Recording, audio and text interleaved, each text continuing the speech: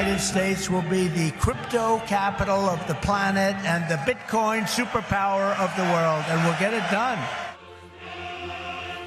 네, 이 가상화폐 대통령이 되겠다는 트럼프 당선에 시장이 날개를 달았습니다. 이 비트코인 개당 가격이 8만 달러, 우리 돈 1억 1천만 원을 돌파했습니다. 나도 코인 투자 한번 해볼까? 고민되시나요? 자, 오늘은 다가온 트럼프 시대 투자 전략 들어보겠습니다. 홍춘욱 프리즘 투자자문 대표 나오셨습니다. 네, 대표님 어서 오세요. 네, 안녕하세요. 대표님은 비트코인 갖고 계세요? 책 쓴다고 공부할 겸해서 한 네. 4년 전에 샀습니다. 그 회사 고객 포트폴리오도 있습니까? 그건 없습니다. 그건 없어요? 좋은 건 나 혼자 먹자? 그게 아니고 이제 네. 상품의 그 사용 편입되는 상품들의 이제 종류들 이런 거에 대한 가이드라인에 네. 아직 비트코인이 들어가지 않아서 그런 거죠. 트럼프가 당선된 직후에 이 7만 달러대 그 매물이 그냥 완전 뚫려버렸잖아요. 그렇습니다. 그래서 이제 8만 달러도 이제 돌파를 했고요. 투자자들은 이 트럼프한테 뭘 기대하고 있길래 이렇게 가격이 오르는 걸까요? 네, 아무래도 규제 완화에 대한 기대가 제일 큰 것 같습니다. 기본적으로 이 새로운 투자 상품들, 새로운 유형의 상품들이 나오게 되면 감독 당국의 눈이 이제 반짝 켜지죠. 네. 왜냐하면 이걸 가지고 이제 어떤 부작용이 생길지 모르고 또 어떤 사고가 생길 수 있다라는 그런 불안감들을 갖고 있기 때문에 네. 그래서 비트코인 관련돼 있는 선물 ETF나 현물 ETF의 출시 또 나오는데 되게 많은 시간이 걸렸고요. 예. 또 이걸 둘러싼 다양한 종류의 파생 상품들 나오는데도 상당한 시간이 걸리고 있는데 네. 이 감독 당국들이 좀 철저하게 규제를 하고 또 부작용은 없는지를 점검해 나가는 과정이 네. 너무 많이 걸리는 거죠. 근데 그동안 이제 암호화폐 시장에서 계속 좀 제약을 가하고 좀 행정명령으로 좀 방해를 했던 게 증권거래위원회 그 게리 갠슬러 위원장이잖아요. 그렇죠, 트럼프가 뭐 이분 뭐 잘랐다고 예. 해서 좀 거기에 대한 뭔가 좀 기대감이 있는 건 아니에요? 그것도 있죠. 네.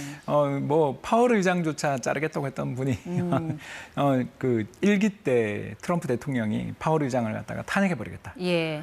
그렇게 이야기할 정도로 이제 어떤 임기가 정해져 있는 임기직 공무원들에 대해서도 이 칼날을 휘두르는 분이기 때문에 이에 대한 기대가 있는 것 같습니다. 근데 파월은 임기가 얼마 안 남았지만 게리 갠슬러는 임기가 2026년 6월까지더라고요. 그때까지 같이 못할 거 아닙니까? 네, 제가 봤을 때 파월 의장 같은 강단이 없다면 네. 또 그 자리가 워낙 또 명예직의 성격도 좀 지니고 있는 자리이기 때문에 옛날 그 케네디 대통령 아버지 시절부터 시작해서 네. 일종의 상징적 자리라는 측면도 좀 있기 때문에 예. 충분히 트럼프 대통령의 의도대로 갈 가능성이 있지 않냐라는 네. 그런 판단들이 시장 참가자들 사이에 있는 것 같습니다. 예. 그러니까 증권거래위원장 교체된다는 소식 나오면 또 한 번 비트코인 폭등하겠네요. 그럴 가능성도 있습니다. 또 감독 당국을 다른 곳으로 옮긴다라는 그런 이야기까지 나오고 있는 중이죠. 네, 그러니까 그런 소식들이 이제 어둠의 달러라고 하는 이 비트코인에는 분명히 이제 호재가 될 수밖에 없잖아요. 네, 그렇습니다. 지금이라도 어떻게 비트코인 안 갖고 있는 분들은 사는 걸 권하십니까? 예, 뭐 전체 자산에 제가 한 것처럼 네. 아주 극히 일부, 저는 이제 1% 정도를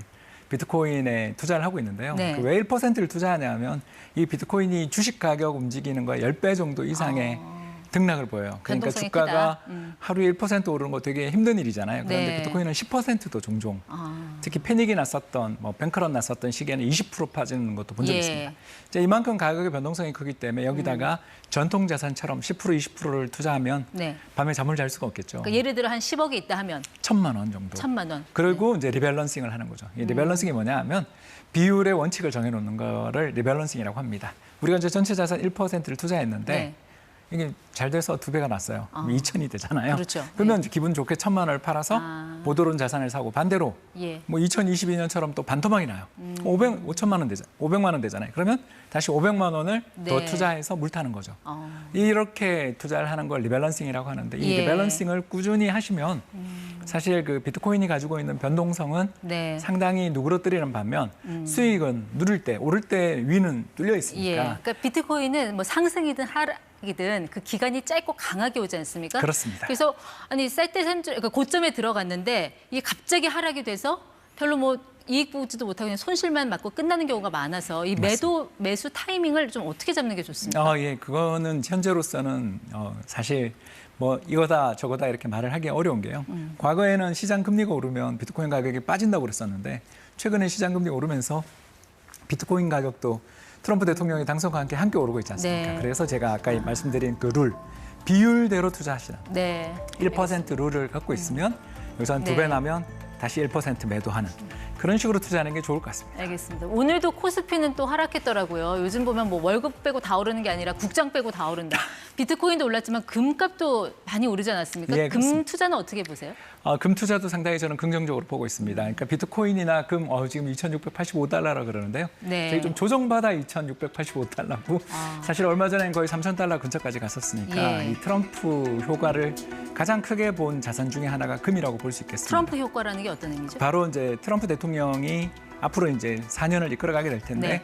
트럼프 대통령이 여러 선거 과정에서 인터뷰를 참 많이 했는데 네. 우리는 아까 비트코인 이야기만 들었는데 사실은 중국과 대만 관련돼 있는 양안 전쟁 또는 양안 갈등 관련돼서 네. 트럼프 대통령이 대만에 대해서 뭐라고 이야기하냐면 우리는 대만에게 반도체 산업을 모두 뺏겼잖아요. 그런데 왜 우리는 공짜로 그들을 보호해주죠? 라는 그런 인터뷰를. 타이완을 보호하겠다는 명확한 입장을 내놓지 않았다라는 거죠. 그리고 또 예. 인터뷰뿐만 아니라 이 TV 토론에서도 뭐 어떤 태도들을 몇 번 질문을 했는데도 네. 밝히지 않았어요. 그러니까 이런 상황에서 이제 동아시아의 부자들, 예. 한국도 포함되겠죠. 부자 국가들 입장에서 되게 무서운 거죠. 어.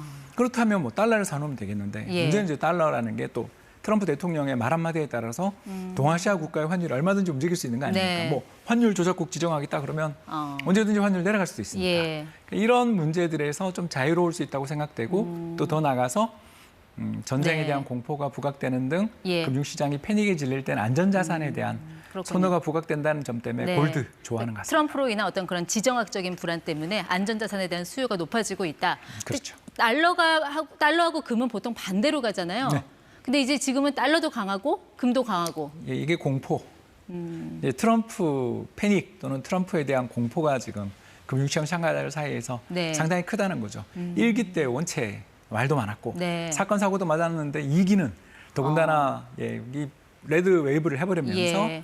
상하원에 이어서 이제 대법관들 대부분이 또 보수적인 분들로 채워지면서 이 사람을 제동할 게 없다라는 네. 거니까 이전에 있었던 어떤 의회 민주주의 체제 속에서의 브레이크가 걸렸던 1기와 네. 달리 여기는 이제 독주할 가능성이 있다라는 게 금에 대한 선호를 높이는 이유인 것 네. 같습니다. 그럼 트럼프 취임하면은 지정학적인 불안이 올라가면 올라갔지 내려갈 일은 없으니 금값은 일단 오르는 게 그러니까 우상향하는 추세로 봐야 되는 겁니까?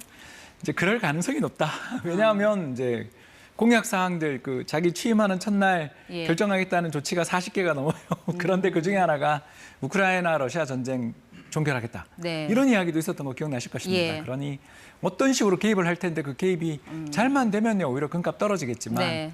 그 뒤에 있는 수많은 갈등 또는 배경 등을 생각할 때 네. 과연 트럼프 대통령 말처럼 될지 그에 대한 알겠습니다. 의심을 하는 사람이 많은 네. 것 같습니다. 근데 금 투자는 어떤 방식을 추천하세요? 금도 여러 가지 방법이 있잖아요. 예, 투자하는 데 있어서. 현물을 보통 많이 하시는데 네. 현물은 이제 비용이 좀 많이 들지 않습니까? 현물이라면 금은방에서 사는 그렇죠. 거. 예. 뭐 세공비도 많이 들고 부가세도 붙습니다. 네. 그러니까 KRX 우리 한국거래소에 금현물이라는 상품이 상장돼 있는데 예. 이게 비과세이고 수수료도 되게 저렴해요. 더 나가서 이걸 기초자산으로 한 ETF, 네. 그러니까 주식처럼 매매할 수 있는 펀드들도 예. 지금 시장에 출시돼서 좋은 네. 1조 원이 넘는 규모의 어떤 시가총액을 자랑할 정도로 커지고 있거든요. 그렇군요. 이거는 또 수수료가 더 저렴하니까 예전에 비해서 금에 투자할 수 있는 방법들이 네. 훨씬 더 많이 늘었다고 볼 수 있습니다. 그러니까 KRX 금 투자는 주식 계좌 열듯이 그렇게 계좌 터서 그 안에서 뭐 작은 단위로도 얼마든지 사고 팔 수 있습니다. 실시간으로 이게 매매가 또 가능한 거예요. ETF 같은 경우는 거래 단위도 적으니까 매매하기도 편하다는 장점이 있고 또 아까 말씀드린 것처럼 네. 이거 좋아하시는 분들이 많아가지고